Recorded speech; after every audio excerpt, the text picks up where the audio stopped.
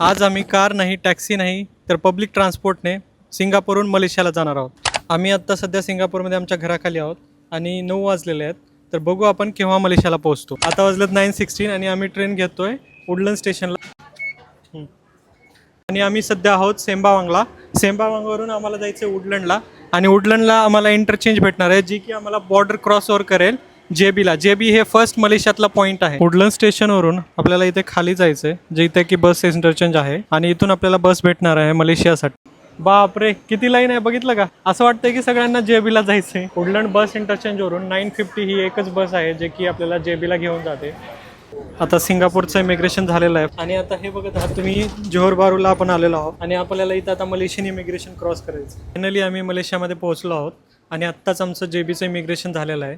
Actually इमिग्रेशनसाठी 5-5 मिनटंच लागली, परंतु आज वीकेंड असल्यामुळे ट्रॅफिकमुळे आम्हाला घरापासून निघाल्यापासून इथपर्यंत यायला पूर्ण 2 तास लागले आहेत.